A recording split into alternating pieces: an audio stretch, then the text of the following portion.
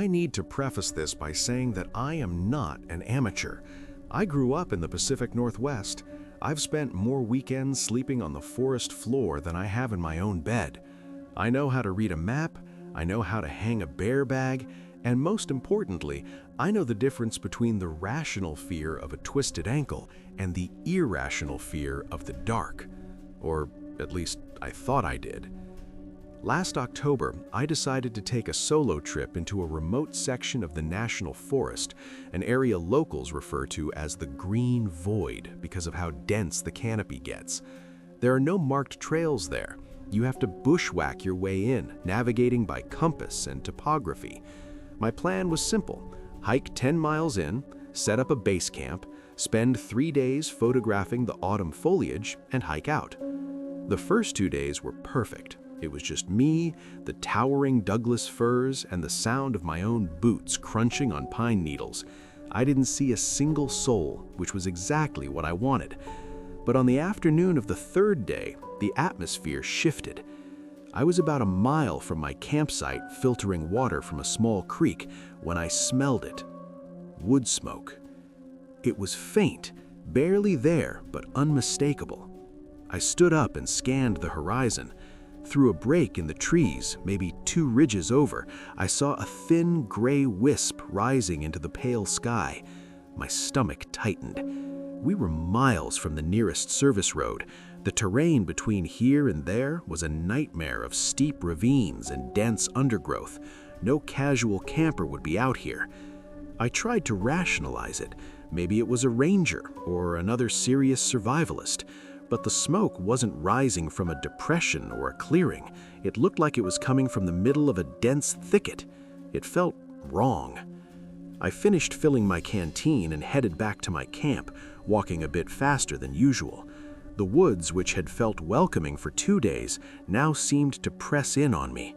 The silence felt heavy, like the forest was holding its breath. When I broke through the brush into my small clearing, I stopped dead in my tracks. Standing about 50 feet from my tent, positioned perfectly between 2 large hemlock trees, was a man. He wasn't looting my gear, he wasn't inspecting my fire pit, he was just standing there, facing me. He wore a faded, filthy red flannel jacket and dark cargo pants that looked stiff with grime. He had no backpack, no water bottle, no gear of any kind. His hands hung limply at his sides. "Hey," I called out, my voice cracking slightly. "Can I help you?" He didn't move. He didn't even blink. He just stared. The distance was close enough that I could see his face, gaunt, unshaven, with eyes that seemed too wide, fixed directly on mine. "I said, can I help you?" I shouted louder, my hand instinctively moving to the bear spray holstered on my belt. Nothing. For the next 15 minutes, we were locked in a surreal standoff. I didn't want to turn my back on him to enter my tent, and he refused to acknowledge my existence, despite looking right at me. He was like a statue dropped in the middle of the wilderness. The wind ruffled his greasy hair, but he remained perfectly still. It was the most unnerving thing I have ever experienced. He wasn't aggressive, but his stillness was predatory. It was the stillness of a spider waiting in a web. I glanced down for a split second to check the safety on my bear spray, and when I looked up, he was gone. There was no sound of footsteps, no rustling of leaves. He had simply melted into the tree line like a ghost. I spent the next hour circling my camp with my hatchet in hand, adrenaline pumping, but I found no tracks on the hard-packed earth. As the sun began to set, casting long, twisted shadows across the clearing, I made a decision. I wouldn't run in the dark, that's how you get lost or hurt, but I would leave at first light. I built my fire high, craving the light, trying to push back the encroaching darkness. But I knew, deep down, that the fire didn't make me safe, it just made me visible. Night in the deep woods is never truly silent. Usually there's a rhythm to it. The wind in the boughs, the chitter of insects, the distant hoot of an owl. But that night, the silence was absolute. It was a suffocating blanket. I didn't sleep. I sat on a log by my fire, clutching my hatchet, staring into the wall of blackness that surrounded my small circle of light. Every pop of the firewood made me jump. Around 2 a.m., my fire had burned down to glowing embers. My eyes had adjusted to the gloom, allowing me to see the vague outlines of the surrounding trees. I was just considering adding another log when I saw it. A flicker. Through the trees, in the direction where the stranger had vanished, a light appeared. It was orange and dancing. A fire. My blood ran cold. It wasn't miles away like the smoke I'd seen earlier. It was close. Terrifyingly close. Maybe 70 yards away, just slightly downhill. Why would he build a fire so close to mine? If he wanted to join me, he would have approached. If he wanted to hide, he wouldn't have lit a fire. This felt like a taunt. I needed to know. The uncertainty was eating me alive. Moving as quietly as I could, I left my campsite. I didn't use my flashlight. I crept through the underbrush, guided by the flickering glow of the stranger's fire. My heart was hammering against my ribs so hard I thought he'd hear it. As I got closer, the smell of burning pine became overwhelming. I crouched behind a thick bush, peering into the small clearing where the fire crackled. A small campfire was burning brightly, fed by fresh branches. But there was no tent, no sleeping bag, and there was no one sitting by the fire. It was empty. Confusion washed over me. Had he left? Was he gathering wood? I scanned the perimeter of the firelight, my eyes darting frantically. Then the realization hit me like a physical blow. The fire was a decoy. A snap of a twig, loud as a gunshot, came from behind me, not from the fire, but from the darkness I had just walked through. I spun around, aiming my flashlight into the abyss. The beam cut through the dark, illuminating the thick wall of brush. For a second, I saw nothing. Then the light caught them. 2 eyes reflecting the beam, barely 5 meters away. He was crouched low behind a cluster of ferns, his body contorted in a way that looked painful. He hadn't been at his fire. He'd been watching me creep toward it. He was hunting me. The moment the light hit him, he didn't run. He smiled, a wide, toothy, unnatural smile that didn't reach his dead eyes. I didn't scream. I didn't think. Instinct took over. I turned and sprinted back to my camp, tearing through thorns and tripping over roots, expecting to feel a hand grab my ankle at any second. I dove into my tent, zipped it shut, as if a thin layer of nylon could protect me, and gripped my hatchet with white knuckles. I didn't see him again, but I knew he was there. For the rest of the night, I heard soft, deliberate footsteps circling my campsite, just beyond the edge of the light. Sometimes they would stop, and I could feel the weight of his gaze pressing against the tent walls. I stayed in that frozen state of terror until the sky began to turn a bruised purple with the coming dawn. I didn't bother packing my tent. I didn't bother dousing my fire. I grabbed my backpack, my keys, and I ran. I moved through that forest faster than I ever have in my life, risking injury with every step. I didn't stop until I saw the glimmer of my car windshield through the trees hours later. I threw my gear in the back seat and locked the doors, my hands shaking so badly I dropped the keys twice. As I peeled out onto the logging road, I looked in the rearview mirror. I can't be sure. It might have been a trick of the light or my exhausted mind, but at the edge of the tree line, where the forest met the road, I saw a splash of red flannel. I haven't gone camping since, and sometimes when I'm lying in bed in the safety of the city, I close my eyes and I can still see that empty fire burning in the dark, and I wonder how long he stood there watching me watch him. When my college buddy Mark offered me the keys to his family's cabin for a week, I didn't just say yes, I practically begged him for them.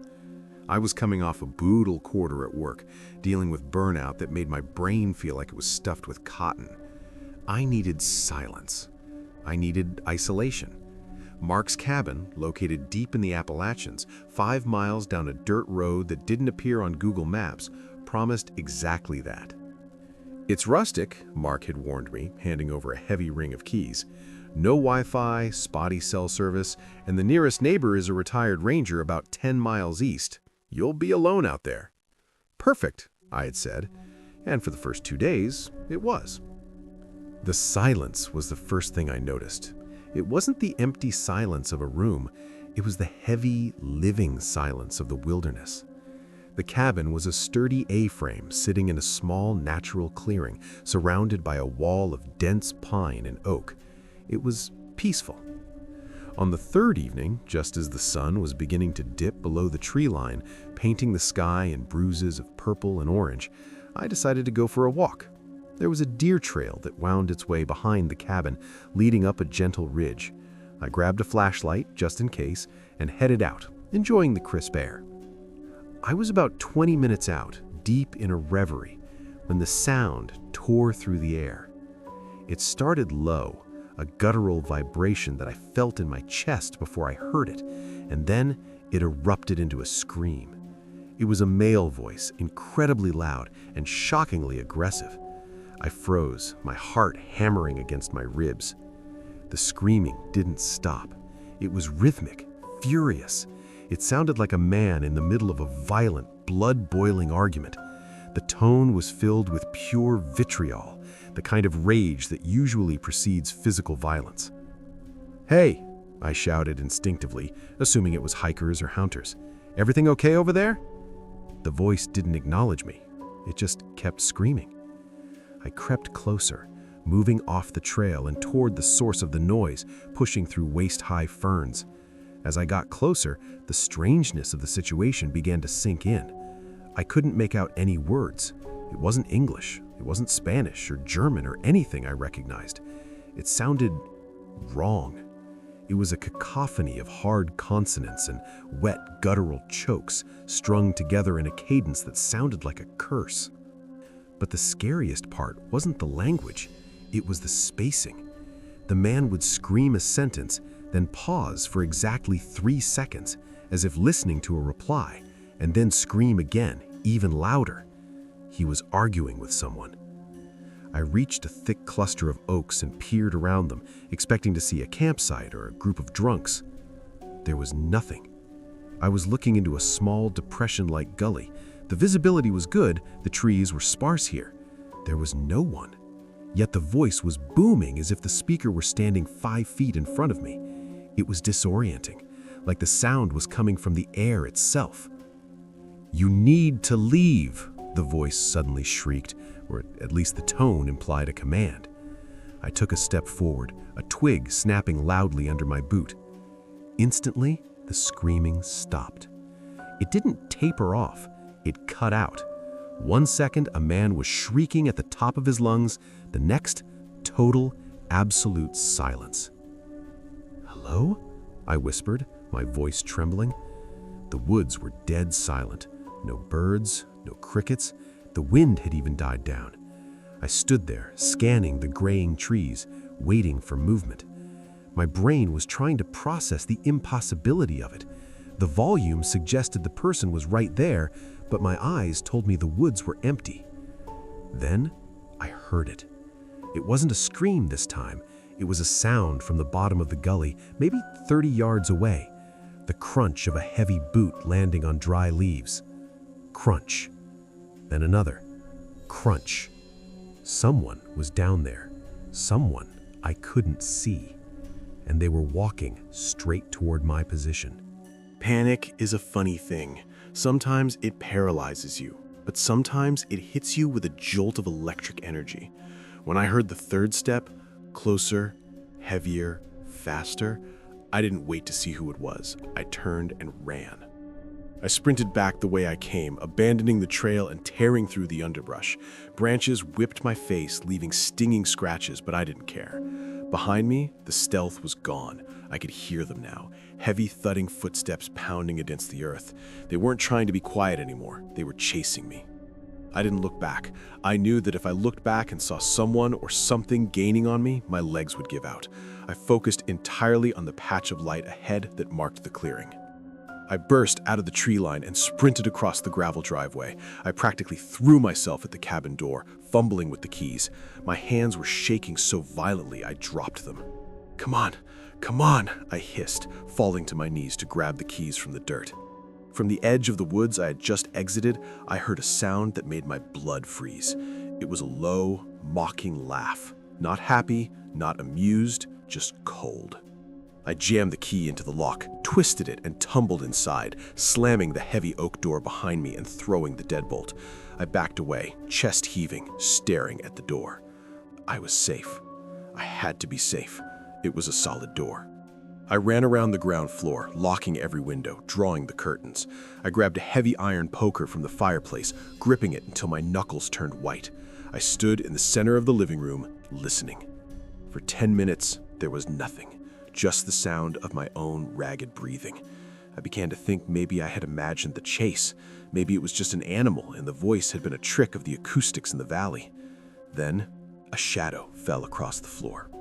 The cabin had a large picture window facing the driveway. I had forgotten to close the heavy drapes on that one. The moon had risen, casting a pale, milky light over the clearing. Standing in the middle of the driveway, about 20 feet from the window, was a figure. It was a person, tall and broad, wearing a dark, oversized hoodie with the hood pulled low, obscuring their face entirely. They were standing perfectly still, facing the cabin. In their right hand, they held something. It wasn't a gun or a knife. It looked like a long, rusted metal pipe, or maybe a tool I didn't recognize. It was curved at the end and looked heavy. I dropped to the floor, crawling behind the sofa, peeking over the top. The figure took a step forward, then another. They weren't rushing. They were moving with terrifying, deliberate slowness. They knew I was inside. They knew I had nowhere to go. The figure stopped right in front of the window. I couldn't see a face, just the black void of the hood. They raised the hand holding the metal object and tapped it against the glass. Tink, tink, tink. The sound was delicate, almost playful. Then, the figure leaned in close to the glass.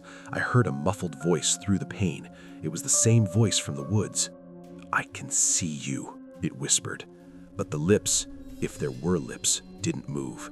The voice seemed to vibrate the glass itself. I didn't wait for them to break it. Adrenaline flooded my system again. My car keys were in my pocket. The car was parked right next to where the figure was standing, but if I went out the back door, I might be able to circle around. It was a suicide run, but staying in the cabin felt like waiting in a coffin. I bolted for the back door, unlocked it as quietly as I could, and slipped out into the cool night air. I hugged the side of the house, creeping toward the front corner. I could hear the tink, tink, tink continuing against the front window. He was distracted. I took a breath, rounded the corner, and sprinted for the driver's side of my SUV. The tapping stopped. I yanked the door open, dove in, and hit the lock button just as a heavy blow slammed into the rear window. The glass shattered, raining diamonds over the back seat. I screamed, jammed the key in the ignition, and floored it. The tires spun on the gravel, kicking up dust, and the car fishtailed violently before finding traction. As I sped down the driveway, I checked the rearview mirror. The figure was standing in the red glow of my taillights. They weren't chasing me this time. They were just watching. And then they raised that strange, rusted tool in a silent wave goodbye. I drove all 5 miles of that dirt road at 60 miles an hour, risking a crash at every turn. I didn't stop until I reached a gas station on the main highway, where I sat in the harsh fluorescent light shaking until the sun came up. When Mark told me, he went up there with the police the next day. They found the broken glass in my back seat. They found the footprints in the mud near the window, but they found something else too. In the gully where I had heard the screaming, the police found an old, decayed root cellar that had been buried for years. The door had been ripped off its hinges from the inside. The area was miles from the nearest road. There were no other tire tracks, no evidence of a camper, just one set of footprints that walked out of the earth, circled the cabin, and then walked back into the deep woods, disappearing into nowhere. I don't know what language he was speaking, and I don't know who he was arguing with, but sometimes when it's really quiet, I can still hear that rhythmic, angry screaming in my head, and I pray I never understand what those words meant. I've played the what-if game in my head 1,000 times. What if I hadn't taken that extra shift at work? What if I had just driven through the night to get there on time? But guilt is a useless emotion when you're dealing with the impossible. All I know is that my friend Brandon is gone, and I was the last person to be near him, even if I never actually saw him. We had planned this trip for months. It was supposed to be a 3-day hike into the Bighorn Mountains, a way to disconnect from the grind. But at the last minute, my boss demanded I cover a shift, so we split the plan. Brandon would head up on Friday morning to secure our favorite spot near Painted Rock Creek, and I would hike in on Saturday morning to meet him. "Don't get eaten by a bear before I get there," I joked as he loaded his pack into his truck. "Just bring the whiskey," he'd grinned. "I'll have the fire ready." I arrived at the trailhead early Saturday. The hike in was grueling, but beautiful, a 4-hour trek through dense pine and rocky switchbacks. By the time I crested the final ridge and looked down into the valley where our campsite lay, it was late afternoon. I could see the orange dome of Brandon's tent pitched near the tree line. Relief washed over me. I whistled, a loud, piercing sound we used to signal each other, but there was no reply. When I walked into the campsite, the silence hit me instantly. "Brandon," I called out, dropping my pack. The camp was set up perfectly. His sleeping bag was rolled out inside the tent, his boots were by the door, his food bag was properly hung from a high branch about 50 yards away to keep it from bears. The fire pit had charred wood in it, cold to the touch. He had been here. He had slept here Friday night. But he wasn't here now. I wasn't panicked at first. Painted Rock Creek is great for trout fishing. I assumed he was down by the water, maybe a mile downstream, trying to catch dinner. I sat down on a log, opened a beer, and waited. The sun began to dip behind the peaks, casting long, cold shadows across the valley. The temperature dropped rapidly. "Brandon!" I shouted again, cupping my hands around my mouth. My voice echoed off the canyon walls, returning to me empty. By the time twilight settled in, turning the trees into gray skeletons, a knot of anxiety began to tighten in my stomach. Brandon wouldn't stay out past dark without a headlamp, and his headlamp was sitting right there on top of his backpack inside the tent. I built a fire, making it large and bright, thinking it would act as a beacon if he had gotten turned around. I paced the perimeter of the camp, checking my phone every 5 minutes. No service. It was fully night when I saw it. I was staring into the dense forest to the north, the direction away from the creek, when a beam of light cut through the darkness. It was a flashlight. It was far off, maybe a quarter mile, weaving through the thick trunks of the lodgepole pines. Finally, I exhaled, the tension draining out of me. Idiot. I grabbed my own flashlight and waved it back and forth, signaling him. The light in the woods stopped for a second, then bobbed up and down, as if acknowledging me. It began to move toward the camp again. I sat back down by the fire, stoking it. I watched the light get closer. It was moving steadily, not rushing. I could hear the faint crunch of footsteps on the dry pine needles. Crunch, crunch, crunch. When the light was about 50 yards away, just at the edge of where my firelight could reach, I stood up. "You scared the hell out of me, man," I yelled, half laughing, half angry. "Where have you been?" The light stopped. It didn't shine on me. It was pointed at the ground. The footsteps stopped instantly. "Brandon?" I asked, my smile fading. The light abruptly clicked off. Total darkness swallowed the figure. My brain couldn't process it for a second. Why would he turn his light off? The terrain out there was uneven, full of roots and rocks. You couldn't navigate it in pitch blackness. "Brandon, quit screwing around," I said, my voice sounding thin and weak in the open air. "It's not funny." Silence. Not the silence of an empty room, but the heavy, watching silence of a predator. "Brandon?" Then, from the darkness where the light had vanished, I heard a sound that made my skin crawl.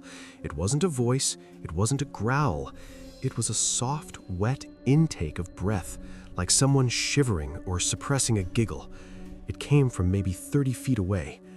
I grabbed my flashlight and aimed it directly at the spot where the light had been. The beam cut through the dark, illuminating the trunks of the pines, the scrub brush, the hanging moss. There was no one there.